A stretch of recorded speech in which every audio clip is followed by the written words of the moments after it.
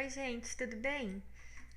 Eu optei por resolver os exercícios que eu tinha deixado na semana passada antes que a gente continue, né, prossiga aí para novos conteúdos.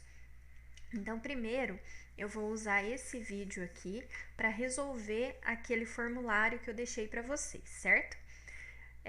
Eu coloquei aqui então a questão que para mim apareceu como número 2, né? Mas o formulário ele mescla ali, ele deixa as questões aleatórias.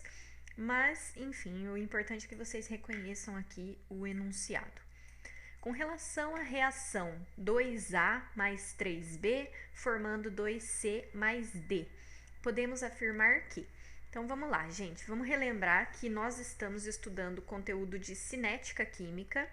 E dentro desse conteúdo, né, dentro da videoaula da semana passada, eu comentei com vocês que a velocidade de consumo ou a velocidade de formação de uma substância dentro de uma reação química, ela é proporcional ao coeficiente estequiométrico, né? Então, o coeficiente estequiométrico ele se reflete na velocidade. O que eu quero dizer com isso? Dá uma olhadinha aqui nessa reação química. Eu vou reescrever ela aqui embaixo para ficar mais fácil de rabiscar. Então, é 2A mais 3B, reagentes aí genéricos, né? Formando 2C mais D. Bom, gente, o que eu posso concluir aqui?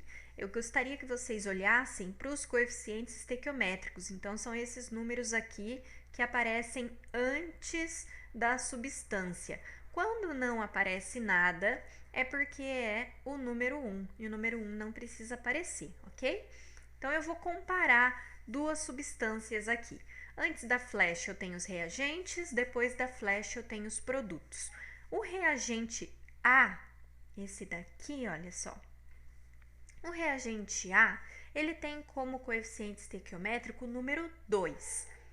O produto D, ele tem como coeficiente estequiométrico o número 1. Então, eu vou comparar essas duas substâncias, ok?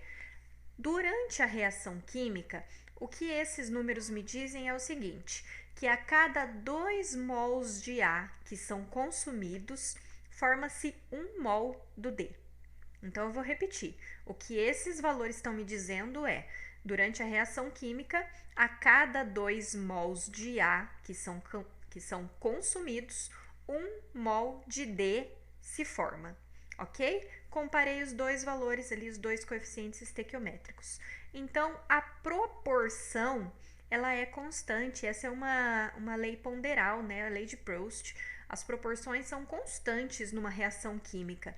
Então, independente da quantidade que você trabalha aqui, né, de reagentes, sempre a proporção vai ser o dobro para A quando você estiver comparando com o produto D. Então, sempre vai ser o dobro, porque eu estou olhando para os coeficientes estequiométricos nesse caso, né? 2 de A formam 1 de D. Isso em quantidade de matéria, né? Em mol. Então, esses valores eles vão se refletir na velocidade. Isso quer dizer que a velocidade de consumo de A ela vai ser 2 vezes maior que a velocidade de formação de D. Elas são diferentes, porque na verdade elas vão seguir, né, esse coeficiente estequiométrico. Então a velocidade de A ela sempre vai ser o dobro da velocidade de D. Como que eu sei isso? Olhando aqui para esses números, certo? Então, eu vou sempre comparar coeficiente estequiométrico nesse exercício aqui. Primeira alternativa, os reagentes A e B são consumidos com a mesma velocidade? Para ser consumidos com a mesma velocidade, eles têm que ter o mesmo coeficiente estequiométrico. Olhando aqui, eu vejo que de A é 2 e de B é 3. Então, essa questão está errada. Vou colocar um F aqui de falsa. A velocidade de desaparecimento de A é o dobro da velocidade de aparecimento de D. A velocidade de desaparecimento de A, olha só, é o dobro da velocidade de aparecimento de D. Realmente, isso aqui é verdade, porque eu tenho um 2 na frente do A e eu tenho 1 na frente do D. Então, isso vai se refletir na velocidade e A vai ser consumido de forma mais rápida do que D é formado. Essa alternativa está correta. Letra C. A velocidade de aparecimento de D é 3 vezes maior que a velocidade de desaparecimento de B. Na verdade, é o contrário, né? Ó, tem um 3 aqui na frente do B e na frente do D é o número 1 que não precisa aparecer. Então, a velocidade de consumo de B vai ser 3 vezes maior do que a velocidade de formação de D. É o contrário do que essa alternativa está dizendo aqui. Letra D. Os produtos C e D são formados com a mesma velocidade. Eles têm coeficientes estequiométricos diferentes, então essa questão não é verdade. A velocidade de desaparecimento de A é o triplo da velocidade de aparecimento de C. Não, olha só, como os coeficientes estequiométricos de A e de C, eles são iguais, as velocidades também serão iguais. Então, a velocidade de consumo de A é a mesma velocidade de formação de C, ok? Essa questão está resolvida. Vamos para a próxima. Vou aqui. Questão 3. A água oxigenada é empregada frequentemente como agente microbicida de ação antioxidante, ou melhor, oxidante local. A liberação do oxigênio ocorre durante a sua decomposição e é acelerada por uma enzima presente no sangue. Na limpeza de um ferimento, esse microbicida liberou, ao se decompor, 1,6 gramas de oxigênio por segundo. Nessas condições, a velocidade de decomposição da água oxigenada em mol por minuto é igual a. Perdão, deixa eu tomar uma aguinha aqui, gente. Vamos lá. Eu não vou cortar o vídeo, não. Vou mandar direto. Gente, o que eu preciso saber aqui é a reação química. Então, nos exercícios de cinética, é importante que você conheça a reação química envolvida para que você possa comparar e fazer todas as análises possíveis nos coeficientes estequiométricos. O que acontece aqui? Ele está falando sobre a degradação da água oxigenada, liberando oxigênio. O que acontece no caso da água oxigenada é isto daqui, ó. A água oxigenada é o peróxido de hidrogênio, H2O2. Esse composto não é estável. Com luz ou durante o tempo aí, né, ele vai se decompor formando a água, que é um produto estável, e oxigênio. Essa reação química que eu escrevi aqui, ela não está balanceada, porque olha só, do lado dos reagentes, eu tenho 2 átomos de oxigênio. Do lado dos produtos, eu tenho 2 aqui, e aqui eu tenho mais 1, então no total eu tenho 3. Aqui tinha 2, aqui tem 3. Da onde que veio, né? Não pode aparecer um átomo, um elemento do nada em uma reação química. Então, a gente precisa fazer aí o balanceamento, ok? O hidrogênio, ele já está correto. Eu tenho 2 do lado dos reagentes e 2 do lado dos produtos. Basta apenas que eu conserte o balanceamento do oxigênio. O que eu posso fazer? Para reduzir, então, aqui do lado dos produtos, né, para que eu tenha apenas 2 átomos de oxigênio do lado dos produtos, eu posso fazer isto daqui, ó. Acrescentar um coeficiente estequiométrico fracionário ali, porque meio vezes 2 vai dar 1. Mais um oxigênio da molécula de água, fecha os 2. E aí eu arrumo o balanceamento aqui, né? Eu arrumo a estequiometria dessa reação. Mas eu sei que muita gente não gosta de trabalhar com coeficientes estequiométricos fracionários. Então, o que a gente pode fazer, pessoal? Eu posso fazer o seguinte. Eu posso dobrar a quantidade de água. O que vai acontecer quando eu dobro a quantidade de água? eu vou ficar com 2 átomos de oxigênio aqui na molécula de água, mais os 2 do oxigênio gasoso. Isso totaliza 4.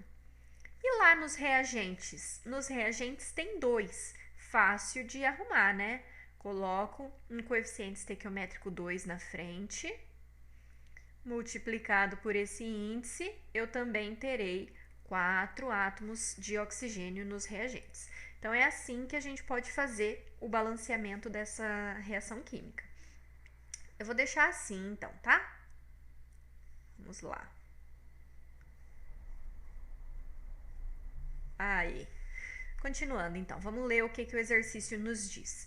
Ele fala assim: na limpeza de um ferimento, a água oxigenada liberou ao se decompor 1,6 gramas de oxigênio por segundo. 1,6 gramas de oxigênio. Qual que é o problema desse enunciado, pessoal? Essas comparações, né, essas considerações que eu estou fazendo a respeito do coeficiente estequiométrico, ela só pode ser feita em termos de quantidade de matéria. Então, eu só posso comparar esses valores em rosa se eu estiver falando de mol. Eu não posso utilizar esses valores para falar em termos de massa.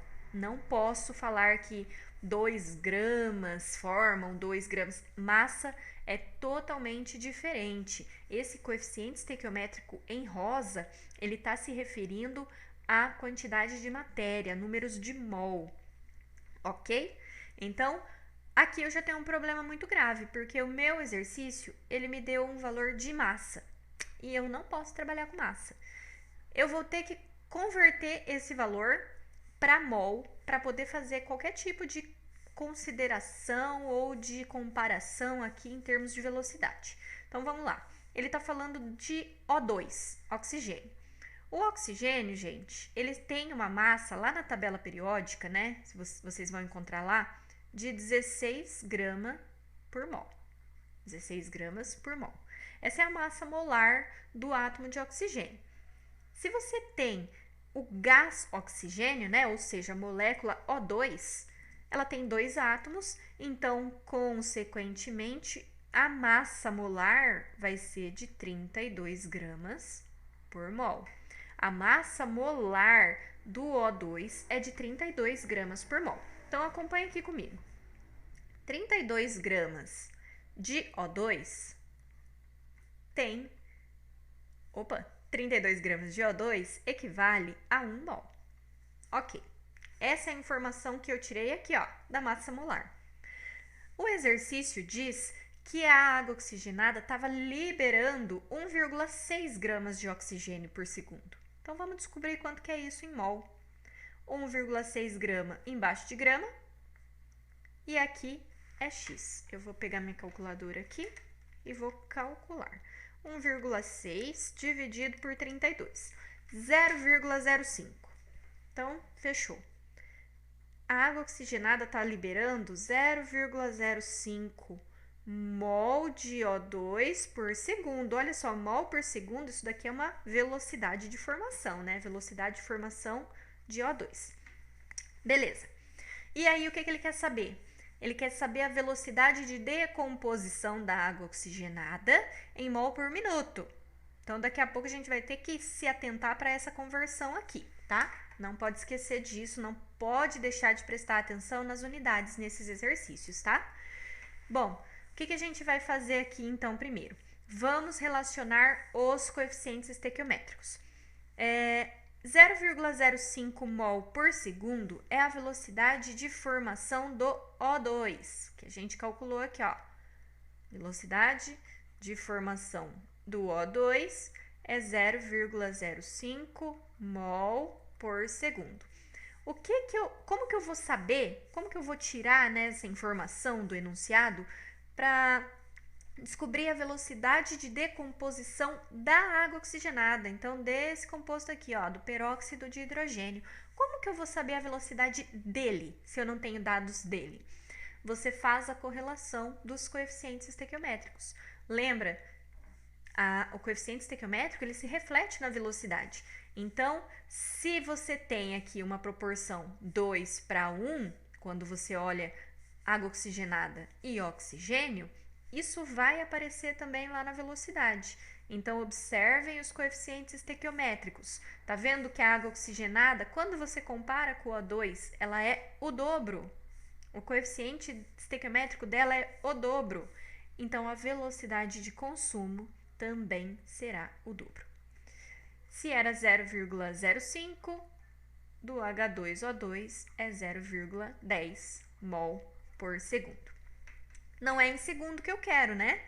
Se a cada segundo forma-se não, né? Estamos falando de reagente. Se a cada segundo se consome 0,10 mols de água oxigenada, depois de 1 minuto, que são 60 segundos, 0,1 vezes 60, 6. Então, 6 mol a cada minuto. 6 mol por minuto. Ok? A alternativa está aqui. Vamos para a próxima. Questão 4. A formação do dióxido de carbono, CO2, pode ser representada por essa equação aqui. Carbono sólido mais gás oxigênio, formando dióxido de carbono, gás carbônico. Se a velocidade de formação do gás carbônico for de 0,07 mol por segundo, o consumo de oxigênio em mol por minuto será. Então, cuidado mais uma vez aí com as unidades, né? Ele deu uma em segundo e está pedindo a outra em minuto.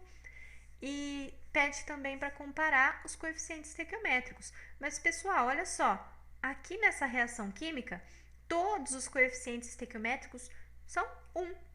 É 1 mol de carbono sólido mais 1 mol de gás oxigênio, formando 1 mol de dióxido de carbono. É 1 para 1 para 1.